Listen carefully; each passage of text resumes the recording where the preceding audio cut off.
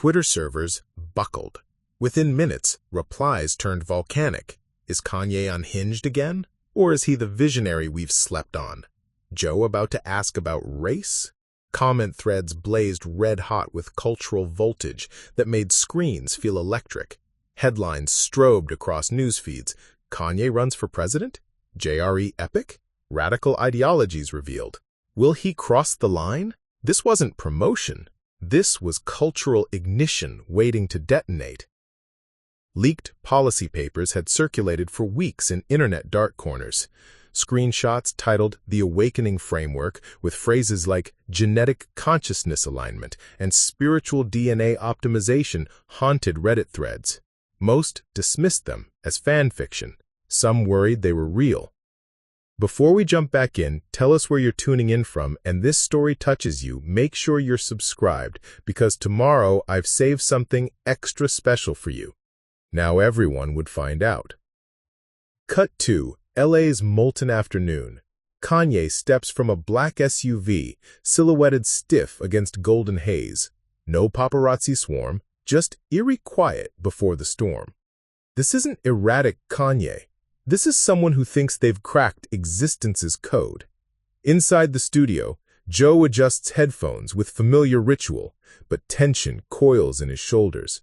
He flips through notes, half smiling at crew, calculation flickering behind his eyes. These aren't entertainment questions anymore. Jamie Vernon hovers behind his console, fingers dancing over dials. His instincts scream something's about to shatter. This one's gonna break something, he thinks, adjusting cameras again. The studio pulses with expectation. Amber lighting pools around the iconic table, microphones angled like ritualistic stakes. The red recording light sits dormant, waiting to birth chaos. You taste possibility hanging thick in recycled air. Kanye enters and everything shifts. Gone is manic energy, Twitter storms, public breakdowns.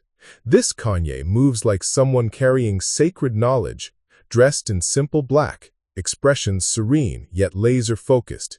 He looks like a man who's found religion or convinced himself he is religion. Joe, Kanye says simply. Welcome back, Rogan replies, warmth tinged with wariness. The handshake lasts a beat too long. Jamie hits record. The red light pulses like a heartbeat, casting everything in crimson urgency. All right, we're live. I'm here with Kanye West, presidential campaign, New Dawn Party. He studies his guest's face. You told me you didn't come to promote anything. You came to awaken people. Kanye nods solemnly, eyes locked with laser intensity. That's right, Joe. The promotion era is over. This is about necessity now. The words hang like smoke. In the live chat scrolling at inhuman speed, viewers sense something different. Kanye seems calm. Too calm. This is either genius or terrifying. Rogan leans forward, journalist instinct kicking in, realizing his guest isn't here to chat, but to change something fundamental. Let's start with your awakening paper, Rogan says, voice carrying invitation and challenge. What is it exactly? Kanye pulls out a leather notebook, handling it with priestly reverence. Pages thick, yellowed, filled with diagrams fusing genetic research and mystical revelation. Dense handwritten text bleeds mathematical formulas into philosophical mantras. Every human being is born with a unique consciousness signature, Kanye continues, finger tracing patterns. Genetic markers, electromagnetic brain analysis, and spiritual frequency mapping. Right now, we completely ignore this data.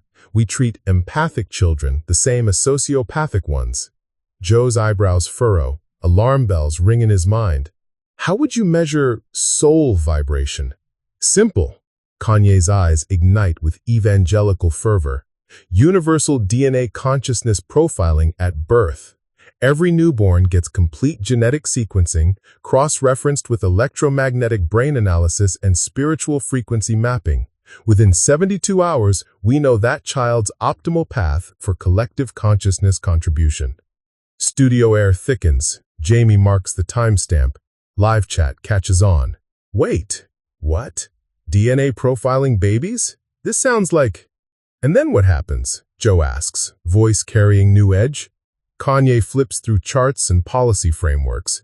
Then we create a society that actually works. High empathy children fast-tracked into leadership, high creativity children get unlimited artistic resources, high analytical children become scientists and engineers. What about children who don't test high anywhere? The question hangs like a blade. Kanye pauses, confident flow interrupted. He flips more pages. They get placed in roles matching their spiritual frequency, he says carefully. Support roles, implementation roles. Everyone contributes according to divine design. Jamie's stomach drops. Chat explodes. Eugenics alert! Nazi shit disguised as spirituality? Genetic castes? But who decides what's optimal? Joe presses, voice hardening. Who determines which markers indicate spiritual frequency? Who assigns roles? Kanye's smile returns, messianic now. The same intelligence that designed our genetic code, Joe. We're not creating categories, we're discovering them. They exist in the divine blueprint. We're finally advanced enough to read the manual. What manual? The manual written in our DNA. Why some are born to lead, others to follow. Some to create, others to consume. Some carry love frequency, others fear frequency. Kanye closes the notebook, leaning forward intensely. We've ignored the manual too long. Pretended nurture could override nature completely. But equality was never the goal, Joe. Harmony was. Harmony requires everyone to play their correct note. Words land like stones in still water. Joe witnesses something historically significant and terrifying. You're talking about a caste system, Joe says bluntly. Natural order, finally acknowledged and optimized, Kanye corrects, without hesitation. Kanye, you know this sounds like eugenics, right? Joe says quietly, but voice carrying the weight of a Spanish encounter. Eugenics. The word detonates like a grenade. Eugenics. Amber lighting feels harsh, microphones lean like accusatory fingers, air crackles with historical trauma voltage. Kanye's demeanor fractures. Serene confidence evaporates, revealing something raw, defensive, volatile. That's exactly the programmed response I expected, he snaps, voice rising, hands gesticulating wildly. The moment someone proposes humans might have different gifts, frequencies, you pull out the eugenics card. That's how they keep us locked in mediocrity, Joe. Fear of being called names. It's not name-calling, Joe shoots back, protective instinct igniting. It's history, man. We've seen what happens when governments categorize people by genetics. We've seen what optimization looks like with power behind it. Have we? Kanye leans forward aggressively, calm shattered. Or have we seen soulless systems trying to play God without spiritual consciousness? Hitler operated from ego and fear, not divine frequency. Mao optimized for control, not collective harmony. Studio feels electric, charged with teeth-aching tension. Jamie's hands hover over the console, sweat beading. He should cut the feed, but something keeps fingers frozen. Terrible fascination of watching history unfold. So, what makes your system different? Joe demands, voice escalating, body language confrontational. What stops your frequency mapping from becoming another way to decide who matters? Because it's not about who matters, Kanye explodes, voice cracking, hands gesticulating wildly. Everyone matters, but differently. Heart cells matter differently than brain cells. Foundations matter differently than roofs. The question isn't whether someone matters, it's how they matter most. Twitter explodes. Hashtag Kanye Rogan trends worldwide. CNN Chiron, Kanye defends genetic caste system. Fox News, West proposes DNA-based governance.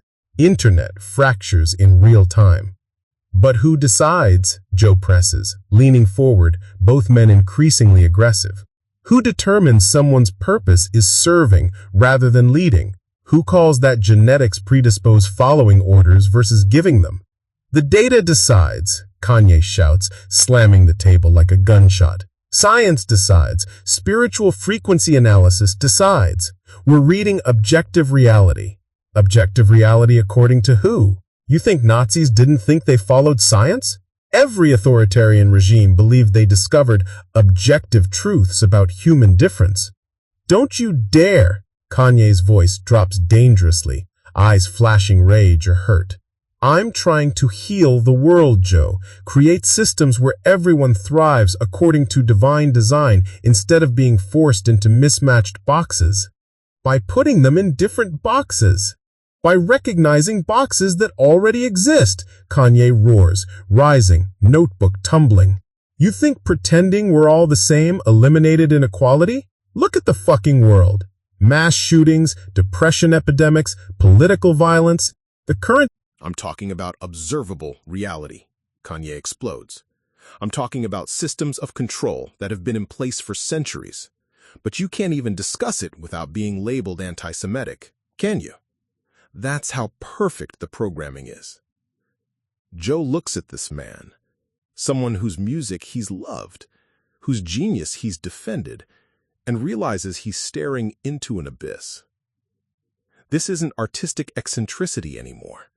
This is radicalization in real time.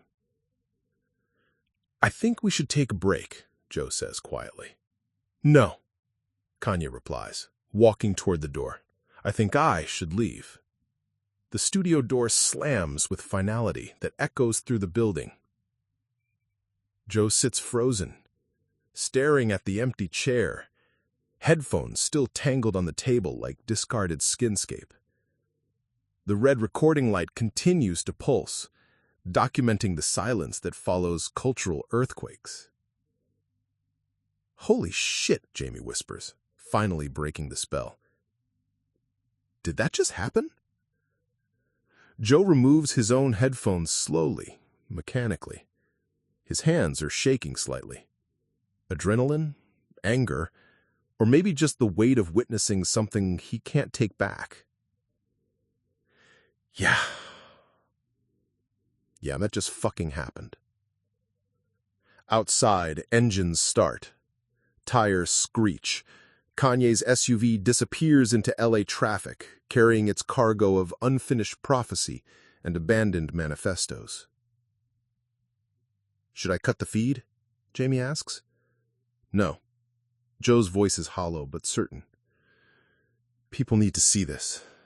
They need to know what we just heard. The live chat has become a digital riot.